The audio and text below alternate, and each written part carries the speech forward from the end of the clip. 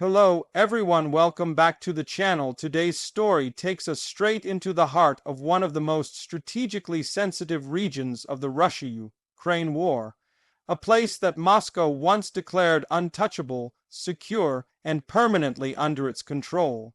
That place is Crimea. What we are witnessing right now is nothing short of total chaos. Hundreds of trucks are stranded for miles, traffic is frozen, fuel is running dry, panic is spreading through the streets, and the Russian authorities are struggling to maintain even the illusion of control.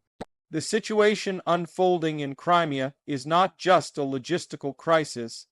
It is a clear sign that the foundations of Russia's grip on the peninsula are cracking under pressure. For years, the Crimean Bridge stood as a powerful symbol of Russian dominance. It was presented as a triumph of engineering and political will, a permanent lifeline connecting occupied Crimea to mainland Russia.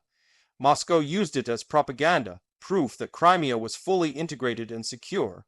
But today, that same bridge has become a bottleneck of fear, congestion, and desperation. Long lines of trucks stretch endlessly, carrying fuel, food, and military supplies that are no longer flowing smoothly. Drivers are sleeping in their vehicles for days, uncertain whether they will move forward or be forced to turn back. Every delay increases tension, every rumor fuels panic, and every disruption brings Crimea one step closer to economic paralysis. Reports from the ground describe scenes that would have been unthinkable just a year ago. Gas stations are either empty or rationing fuel. Long queues form early in the morning, with drivers hoping to fill their tanks before supplies run out. In some areas, people are buying fuel at inflated prices on the black market, a clear sign that official supply chains are breaking down. Public transport is being disrupted, delivery services are delayed, and basic daily routines are becoming unpredictable. When fuel disappears, everything else follows, and that reality is now hitting the streets of Crimea hard. This gasoline crisis did not appear overnight. It is the result of mounting pressure on Russian supply lines, repeated disruptions to key infrastructure, and a growing sense of insecurity among logistics operators. The Crimean Bridge, already damaged in past attacks, has become a focal point of fear. Even when it is technically open, inspections, restrictions, and sudden closures slow traffic to a crawl. Each truck is checked, sometimes repeatedly, creating massive congestion. What was once a symbol of speed and connection is now a choke point that exposes the vulnerability of Russia's hold on the peninsula. The psychological impact of this crisis cannot be overstated. For ordinary Crimean residents, many of whom were promised stability and prosperity, the reality feels like betrayal. Shelves are less stocked, prices are rising, and uncertainty dominates conversations. People whisper about how long this can last, whether the situation will worsen, and what might come next.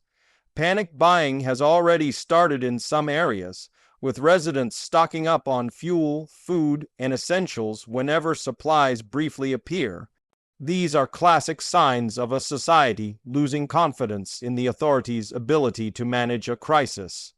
For the Russian military, the situation is even more serious. Crimea has long served as a critical logistics hub for Russian forces operating in southern Ukraine. Fuel, ammunition, spare parts, and reinforcements have flowed through the peninsula. When civilian fuel shortages appear, it often means military supply chains are under strain as well. Trucks stuck on roads are not just carrying food and gasoline. Many are part of the broader logistical system that sustains Russian operations. Every hour of delay weakens operational readiness and limits flexibility on the battlefield. What makes this moment especially dangerous for Moscow is the growing sense of panic among officials themselves. Emergency measures are being introduced, but they appear reactive rather than strategic. Temporary fuel controls, traffic restrictions, and official statements urging calm are failing to reassure the population. When authorities repeatedly tell people that everything is under control while evidence on the streets suggests otherwise, trust erodes rapidly. Once that trust is gone, restoring it becomes incredibly difficult. The bridge crisis has also exposed a deeper strategic flaw. By relying so heavily on a limited number of supply routes, Russia created a single point of failure. Crimea depends on a narrow logistical corridor, and any disruption to that corridor has immediate and widespread consequences. Alternative routes exist, but they are longer, less efficient, and more vulnerable. Maritime supply routes face their own risks, and air transport cannot handle the volume required for sustained operations. This logistical fragility is now being laid bare in real time. International observers are closely watching the situation, and the message is clear. If Crimea can be destabilized to this extent through pressure on infrastructure and supply lines, it challenges the narrative of Russian invulnerability. The peninsula was once portrayed as a fortress, heavily defended and fully integrated. Today, it looks increasingly like an isolated outpost, struggling to sustain itself. This shift has profound implications not only for the war, but for regional security as a whole. Inside Crimea, the atmosphere is tense. Social media is filled with images of endless truck lines, empty fuel pumps, and frustrated drivers. Some posts show arguments breaking out at gas stations. Others show people pushing vehicles to save fuel. These scenes spread quickly, amplifying fear and anger. Even those who have fuel begin to worry about what happens when their tanks run dry. This collective anxiety becomes self-reinforcing, accelerating the crisis. Local businesses are also feeling the impact. Delivery delays mean shops cannot restock on time.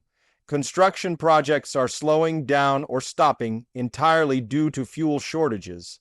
Tourism, already damaged by the war, faces another blow as travelers avoid the region. Each sector that falters adds another layer of economic stress, making recovery even more difficult. From a strategic perspective, this chaos serves as a warning. Control over territory is not just about soldiers and flags. It is about maintaining the flow of resources that keep society functioning. When fuel disappears and transport collapses, control becomes symbolic rather than practical. Crimea may still be occupied, but the sense of permanence that Russia sought to project is fading rapidly. The response from Moscow has been defensive and cautious. Official statements downplay the severity of the crisis, blaming temporary technical issues or increased demand. But such explanations ring hollow when people are waiting hours in line for fuel or watching trucks stand idle for days. The gap between official narratives and lived reality is growing wider, and that gap is dangerous. For Ukrainian strategists, the unfolding events in Crimea highlight the effectiveness of targeting logistics rather than engaging in direct confrontation alone. Disrupting supply chains can have cascading effects that weaken both military operations and civilian morale. The current situation shows how pressure applied in the right places can destabilize even heavily defended regions. As the gasoline crisis deepens, questions multiply. How long can Crimea sustain itself under these conditions? Will emergency measures be enough to restore stability, or will shortages worsen? What happens if another disruption hits the bridge while the system is already stretched to its limits? Each unanswered question adds to the sense of uncertainty gripping the peninsula. There is also a broader political dimension. Crimea holds enormous symbolic value for the Kremlin. Any sign of weakness there carries implications far beyond the region itself. Panic in Crimea undermines the image of strength that Russian leadership relies on, both domestically and internationally. Maintaining control over the narrative becomes as important as maintaining physical control over the territory. Yet, Narratives cannot refill fuel tanks or move stalled trucks. Reality on the ground has a way of asserting itself. Drivers stranded for days are not reassured by press releases. Families unable to find gasoline for work or medical needs are not comforted by official optimism. The lived experience of crisis is eroding the foundations of authority in subtle but powerful ways. As night falls on the highways leading to the bridge, the lines of trucks remain. Headlights stretch into the distance, engines silent to conserve fuel. Some drivers share food, others sit alone, scrolling through their phones for updates that never seem to bring good news. This scene, repeated night after night, has become a defining image of the crisis. Looking ahead, the situation in Crimea is likely to remain volatile. Even if temporary relief arrives, the underlying vulnerabilities remain unresolved. Supply lines are still fragile, infrastructure is still at risk, and confidence has already been shaken. Restoring a sense of normalcy will require more than emergency fixes. It would require a level of security and stability that currently seems out of reach. In the broader context of the war, the chaos in Crimea is a reminder that modern conflicts are fought not only on battlefields but across roads, bridges, fuel depots, and supply chains. Control over logistics can determine the outcome of campaigns and the fate of regions. What is happening now in Crimea illustrates this reality with stark clarity. As residents navigate empty gas stations and stalled traffic, they are living through a moment that may define the future of the peninsula.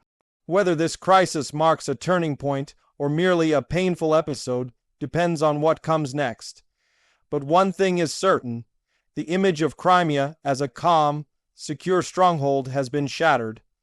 The coming days and weeks will be critical.